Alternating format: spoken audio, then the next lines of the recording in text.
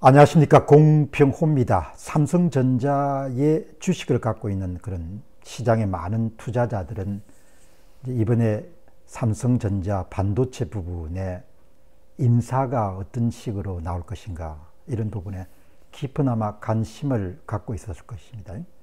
왜냐하면 이제 삼성이 창사 이래로 여러 번의 그런 위기를 맞았지만, 이번에는 이건희 회장이 이제 계시지 않는 상태, 그런 상태에서 이재용 체제 하에서 이제 맞은 창사 이래 최대 위기이기 때문에 어떤 식으로 난국을 돌파하는가라는 부분에 대해서 관심거리일 뿐만 아니고 돈을 투자한 사람들에게는 어마어마하게 중요한 그런 사안인 거죠.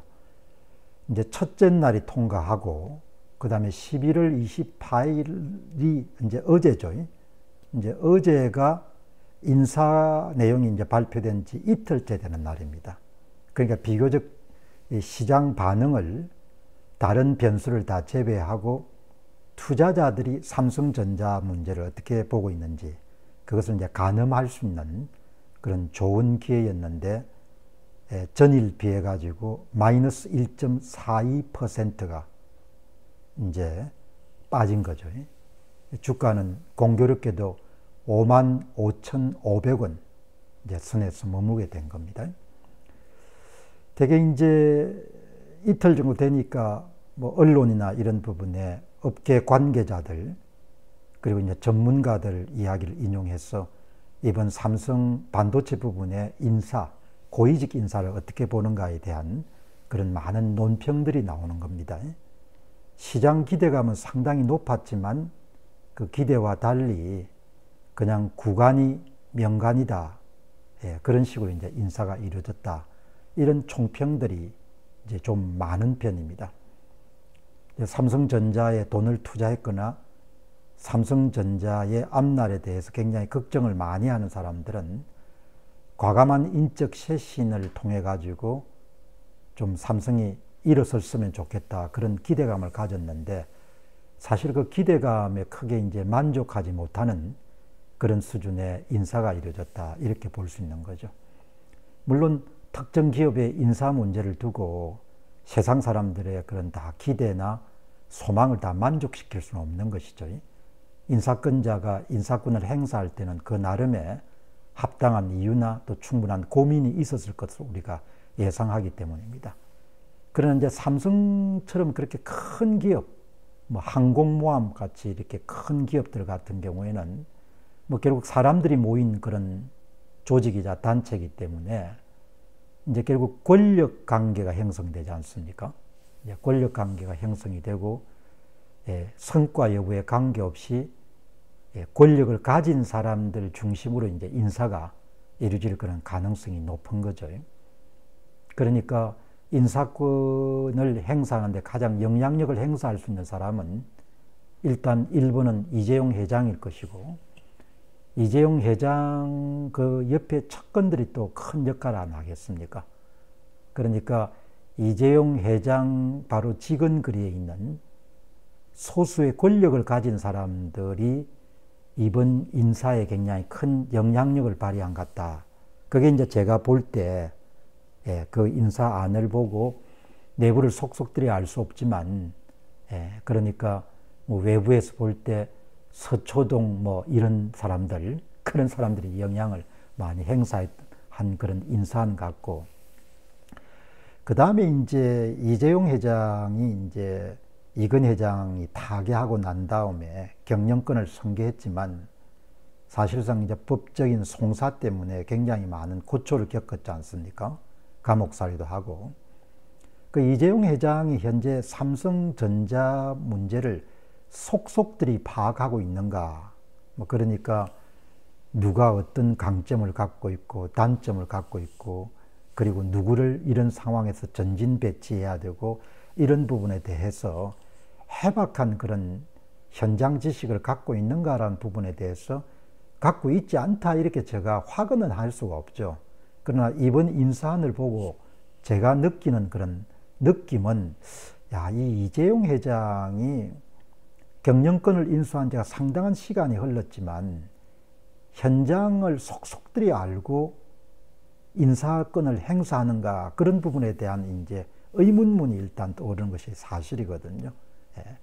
대개 이제 창업자 같은 경우는 지금 삼성전자 반도체 부분처럼 어마어마하게 큰 위기를 봉착하게 되면은 대개 합당한 사람을 전진 배치하고 그 다음에 낮은 성과 인물들을 그냥 내보내고 이런 식으로 이제 위기를 타개를 하지 않습니까? 그러니까 그런 부분에 대해서 상당히 이제 우려를 할 수밖에 없는 그런 인사안이다라는 생각을 제가 하게 되고, 뭐 지금까지는 삼성전자나 삼성그룹이란 그런 자체가 한국인들이 만들어내기에는 좀 버거운 정도의 그런 조직인 거죠. 한국적이지 않은 그런 조직이기 때문에 많은 기대감을 가진 분들이 여전히 많고, 저희도 이제 삼성이란 그런 회사가 갖고 있는 특별한 그런 상징적인 의미, 실질적인 의미를 충분히 인정하기 때문에 삼성이 하면 뭐가 다를 것이다. 그러니까 항상 무슨 뭐 루머 같은 것이, 좋지 않은 루머 같은 게 나오더라도 삼성이면 다를 것이다, 이런 생각을 갖고 있기 때문에 다 덮어주는 그런 쪽이었거든요. 근데 이번에 이제 AI 반도체에 탑재되는 메모리 반도체, 일명 HBM, 고대역폭 메모리의 기술력 격차가 이제 외부로 노출이 됐지 않습니까?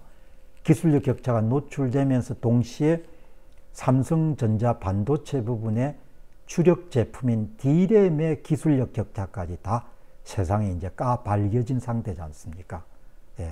근데 그것은 일종의 아웃풋 성과물이죠.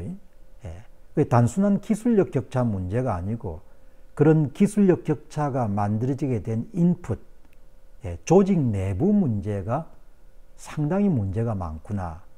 이런 부분들을, 이런 조직 경험이 좀 있는 사람들은 누구든지 그렇게 감지를 할 수 있을 겁니다. 그래서 삼성전자 내부의 엔지니어들의 지적이나 비교적 삼성전자를 잘 아는 외부 전문가들의 지적들을 다 종합하게 되면은 기술력 격차가 단순히 시간의 문제가 아니고, 삼성전자가 지난 한 10여 년 정도 조직 내부가 상당히 와해된 그런 부분들을 확인을 할 수가 있거든요. 그래서 정말 지금 정도는 개혁다운 개혁을 실시를 해야 회생이 될 거란 말이죠.